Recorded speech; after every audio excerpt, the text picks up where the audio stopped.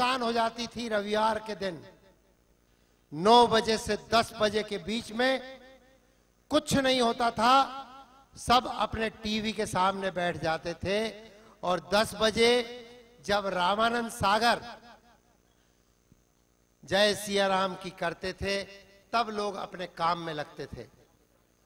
उसी व्यक्ति, उसी व्यक्तित्व के नाती वर्ल्ड रामायण कॉन्फ्रेंस का नाम सुनकर मिस्टर शक्ति सागर हमारे बीच अचानक आ गए हैं। हम उनका स्वागत करते हैं और उनको लाने वाले मिस्टर माइकल स्टेनफेल्ड जो कि प्रोड्यूसर है, फिल्म प्रोड्यूसर, वो भी हमारे साथ है। मैं चाहूंगा कि हम उनका स्वागत करें। उन्होंने अपनी काबिलियत से क्या एक्वायर किया है उसको तो हम सलाम बाद में करेंगे। पहले हम उस डीएनए के लिए ताली बजाएं जिसने पूरे भारत को ही नहीं पूरे विश्व को आंदोलित कर दिया था रामायण टीवी सीरियल के द्वारा। आइए शक्ति सागर जी, आइए mister Michael. Thank you. Okay.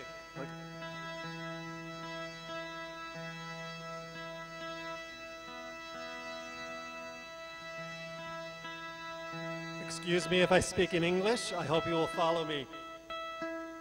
We have a very special guest tonight that I would like to introduce. We're very fortunate that when you think of the Ramayana in India, there's one family name that's synonymous with Ramayana. It's the Sagar family.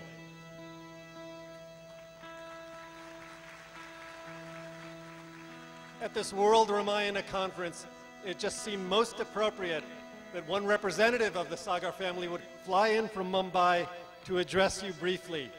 And I think many of you remember 1988 and 1989 when Ramanand Sagagarji created the epic Ramayana series that electrified India and the whole world.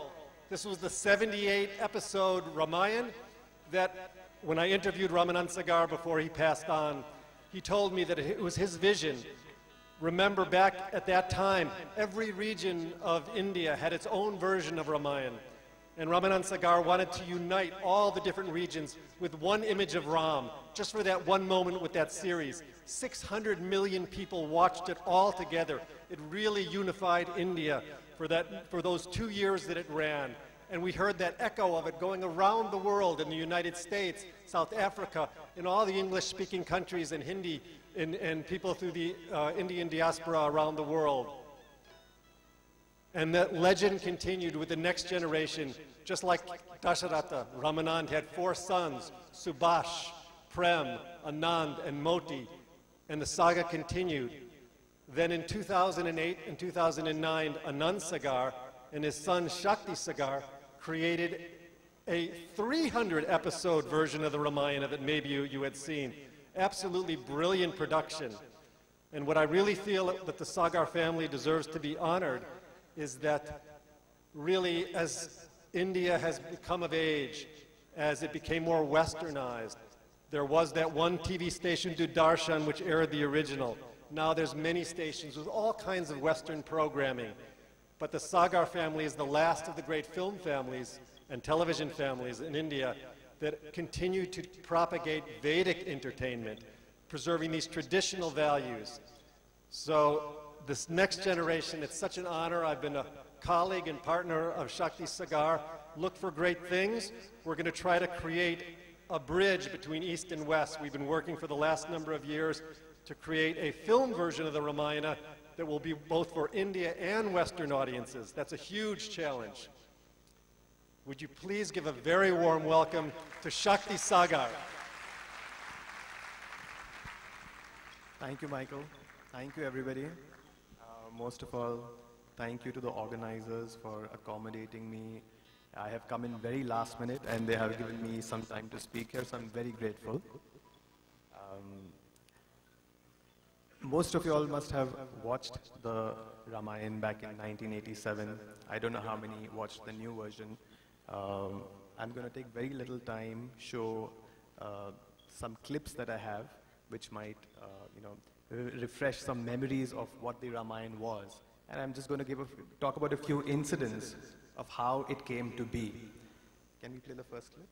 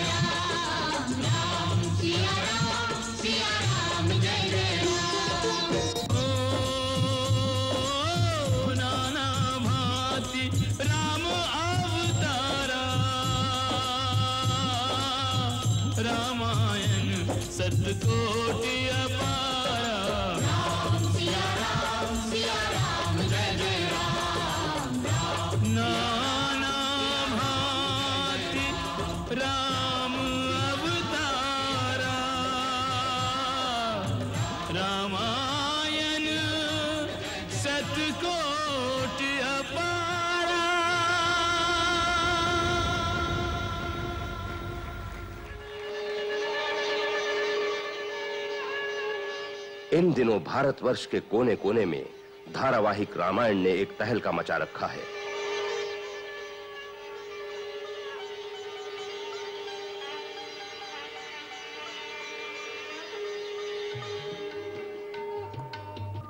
जब Ramayan TV पर दिखाई जाती है, उस समय जैसे सारा देश थम जाता है तथा देश का बच्चा बच्चा किसी न किसी टीवी के सामने बैठा रामायण में खो जाता है।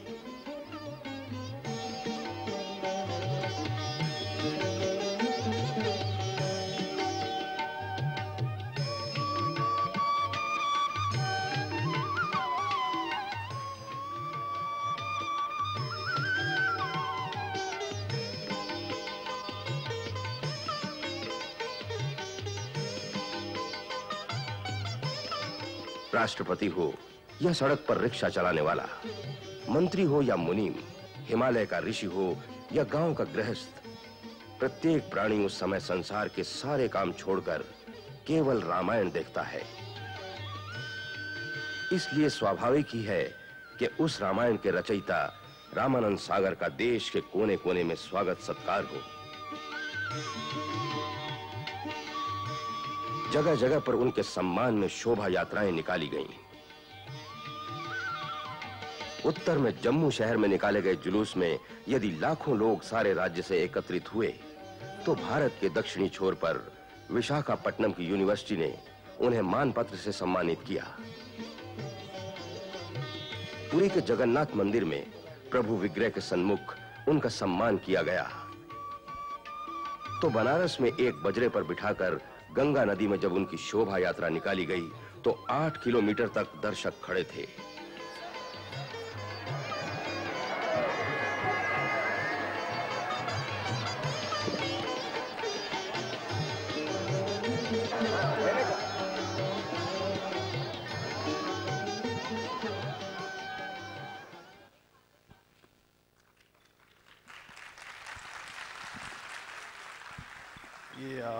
I think काफी लोगों को याद है ये दिन, so I'm really grateful that once again Gumasji, you called me here to just present this.